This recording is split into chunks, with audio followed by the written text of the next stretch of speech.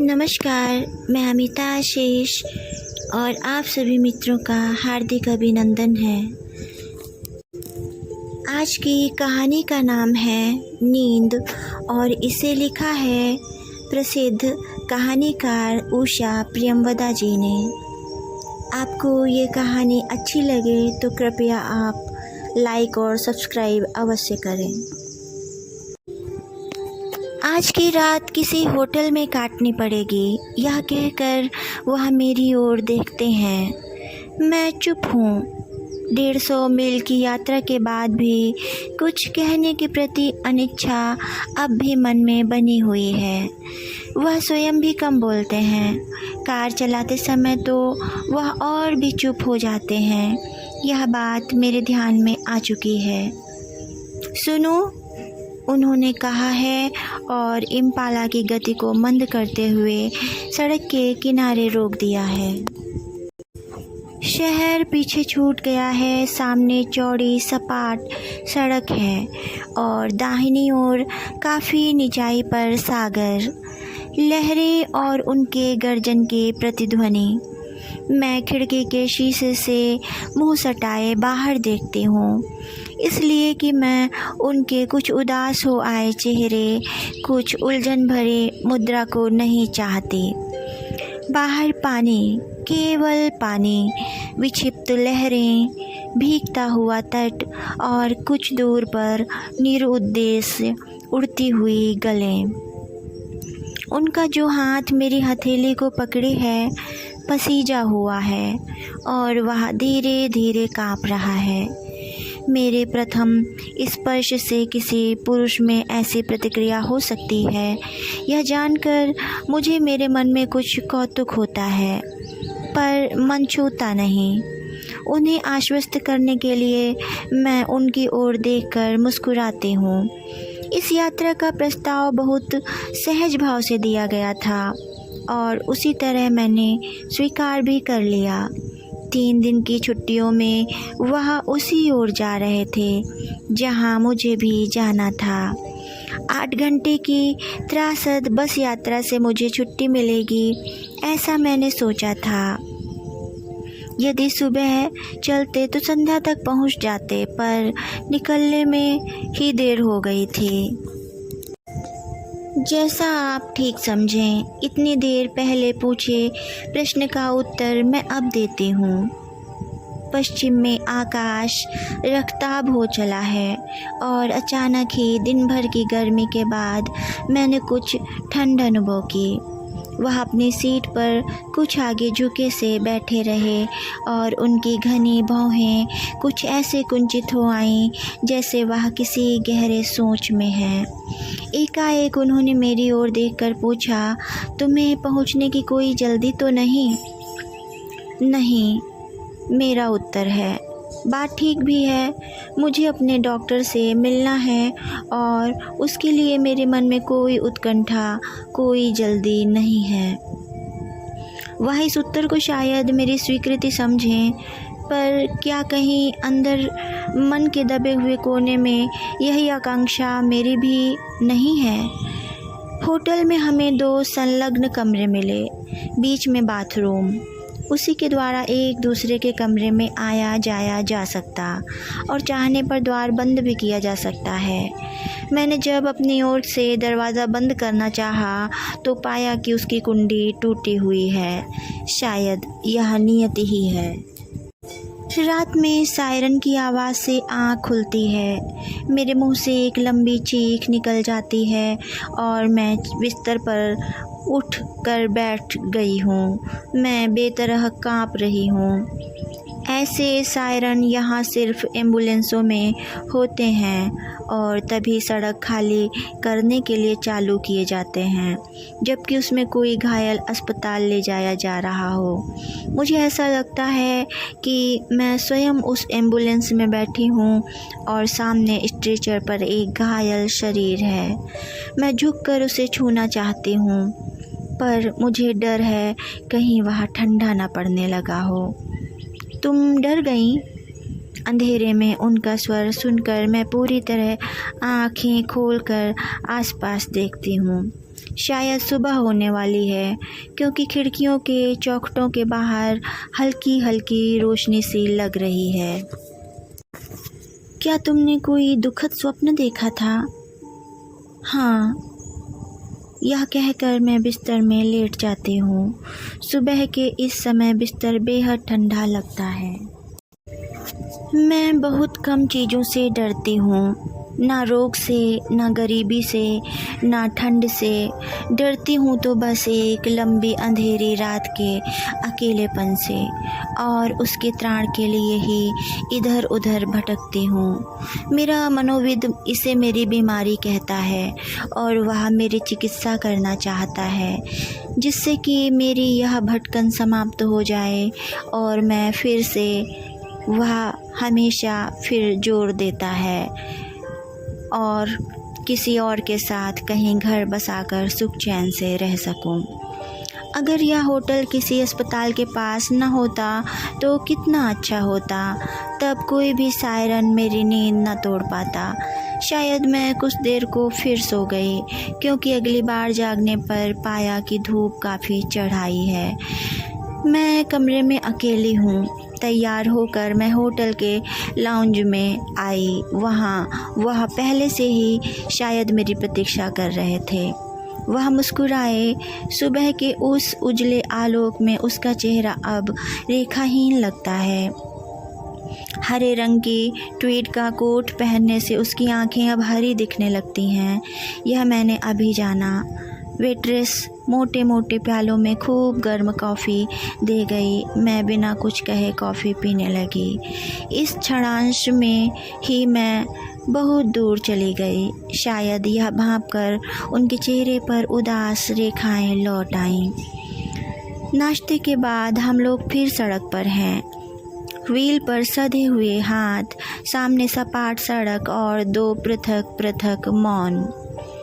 शहर में हम दोपहर को पहुँचे। मैं YWC पर उतर गई हूँ। मेरे पास केवल एक छोटी सी अटैची है। मैं परसों वापस जाऊँगा, वह कहते हैं। मैं यही आपको तैयार मिलूँगी। पर यह कहते कहते मेरे अंदर एक बहुत स्पष्ट विचार कौंध जाता है और मैं अनमनी हो आती हूँ। उनके जाने के बाद मैं अटैची लेकर बाहर आती हूँ। बहुत दिन बाद लौटने पर जाना पहचाना शहर भी अजीब सा लगता है। मैं डॉक्टर के पास नहीं गई। मैं जानती हूँ कि उससे कोई लाभ नहीं। वह मुझे बचाना चाहते हैं, पर मुझे कोई रोग नहीं है। स्वस्थ रोगहीन शरीर है। डॉक्टर के पास अब तक चली ही जाती थी, पर अब मुझे चिकित्सा की ज़रूरत नहीं। सारे समय मैं उस शहर की सड़कों पर भटकती रहती हूँ। ऊंचे टीले पर बनी अब्राहम लिंकन की कांस्य प्रतिमा को देर तक देखती रही, फिर उसी के पास बैठ गई। पत्थर ठंडे थे और सामने लॉन पर पतझड़ की पहली हवाओं ने पत्तियाँ बिखेरना शुरू कर दिया था। बाईं ओर इमारतों के बीच मंदोता झील का एक चौखूटा टुकड़ा चमक रहा था, गहरा नीला। कभी यह सब मेरे जीवन का एक भाग था, और यहाँ बैठे रहने पर भी इस दिन इस सबसे कटे होने का भाव मेरे मन में है। मेरे पर्स में पैन एम का एक लिफाफा है, जिसमें मेरे स्वदेश वापस जाने का टिकट है।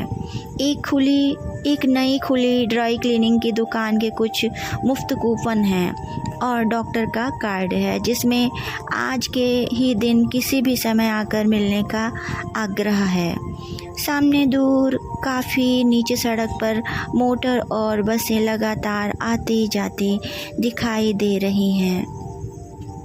जिन पत्थरों पर मैं बैठी हूँ वे ठंडे होते जा रहे हैं। मैं ठंड से नहीं डरती, केवल रात से डरती हूँ, अकेली अंधेरी लंबी रात से। मैं अब उठकर चलने लगती हूँ। पैर अपने आप उस गली की ओर मुड़ गए हैं जहाँ हम रहा करते थे। यह मकान अब रहने लायक नहीं है। कुछ दिनों में ढहा दिया जाएगा, क्योंकि सड़क के उस पार कॉलेज क्लब नाम का एक बार है और उसके ग्राहक इतने बढ़ गए हैं कि उनकी मोटरों के लिए जगह कम पड़ने लगी है। इसलिए यह मकान गिरा दिया जाएगा, जिससे कि कॉलेज क्लब में अधिक से अधिक लोग आएं और निश्चिंत रूप से बैठ सकें, क्योंकि उनकी मोटरों के लिए पर्याप्त जगह हो जाएगी। यह मकान हमारे लिए एक मित्र ने ढूंढा था। इस शहर में आने से पहले उन्हें लिखा गया था कि जो भी घर हो यूनिवर्सिटी लाइब्रेरी के अत्यंत निकट हो। यह घर लाइब्रेरी के ठीक सामने था। कुछ दिन पहले शायद इसके खिड़की दरवाजे तोड़ दिए गए हैं, जिससे कि कोई इसमें अवैध रूप से रह न सके। पर मुझे ठंड लग रही है और मैं अंदर जाना चाहती हूँ, क्योंकि यह घर था। चारों ओर कांच ही कांच है। मैं सावधानी से चप्पलें उन पर रखकर अंदर घुस आई हूँ। बाईं ओर तुम्हारी स्टडी थी, उसमें तुम्हारी कुर्सी अब भी टूटी पड़ी है, औंधी। मैं झुककर उसे सीधी करना चाहती हूँ, पर वह बार बार गिर पड़ती है। ज़मीन पर पुराने अखबारों और कागज़ों का ढेर है, उन्हें फेंके भी कौन। और पूरे दिन के बाद मैं अब थोड़ी स्वस्ति अनुभव करती हूँ। बिखरे हुए कांच पर सावधानी से चप्पलें रखती हुई सीधी ऊपर चली जाती हूँ। यह अच्छा ही है कि सीढ़ियाँ अभी नहीं तोड़ी गईं। एक बार बढ़ई किसी काम के लिए आया था। उसने सीढ़ियों पर हथौड़ी से ठक ठक करते हुए कहा था, बहुत पुराने और बढ़िया ओक की लकड़ी है, आजकल तो दुर्लभ ही है। वही सीढ़ियाँ, फिर दूसरी मंजिल पर शयन कक्ष और सटा हुआ स्नान घर। स्नान घर की अलमारी खोलती हूँ तो उसमें 2-3 कर्लर व नेल पॉलिश की खाली शीशी पड़ी दिखाई देती हैं। नाम है नियरली न्यूड। शीशी वापस फेंक देती हूँ। शयन कक्ष की दीवारों में लंबी लंबी खिड़कियाँ हैं। यहाँ भी वही हाल है, हर कांच फूटा हुआ। कमरे के बीचों बीच काष्ठ भूमि पर एक गद्दा पड़ा है, मेरा खरीदा हुआ गद्दा। मैं घुटने मोड़कर उस गद्दे पर बैठ गई और दीवारों को देखने लगी। चारों ओर सन्नाटा है। सन्नाटे के मध्य एक ढहाया जाने वाला घर। टूटे हुए शीशों से तेज हवा आती है और बाहर सूखी पत्तियों के झरने की खड़ खड़ सुनाई देने लगती है। मैं गद्दे पर लेट गई। नहीं, मैं रुग्ण नहीं हूँ, ना मुझ में कोई मानसिक विकृति है। वह डॉक्टर मेरा मनोविद ना मुझसे झूठ कहता है। मैं पूर्णतया स्वस्थ हूँ। मैं केवल साथ ढूंढती हूँ, कंपेनियनशिप, तुम्हें जिलाए रखने के लिए। तुम, मैं, वाह, और न जाने कितने चेहरों की पात। मेरा मन स्मृतियों के दाने चुगने लगता है। नहीं, मैं कुछ नहीं सोचूंगी। फिर मैं उठकर बैठ जाती हूँ और अपना पर्स खोलकर सब शीशियाँ निकालती हूँ। रंग रंग की गोलियाँ हैं, न जाने कब से इन्हें एकत्र कर रही हूँ। गुलाबी और सलेटी कैप्सूलों से दर्द मिटता है। छोटी छोटी लाल गोलियाँ नींद लाने की हैं। सफ़ेद गोलियाँ, पानी यहाँ कहाँ होगा। फिर भी धैर्यपूर्वक मैं एक एक करके सभी गोलियां निगल रही हूँ। मेरा शरीर एक उत्तेजना सुख मिश्रित रोमांच से कांप रहा है। और तब नींद। कहानी समाप्त। धन्यवाद। नमस्कार, मैं अमिता आशीष और आप सभी सुन रहे थे कहानी नींद, जिसे लिखा था उषा प्रियमवदा जी ने।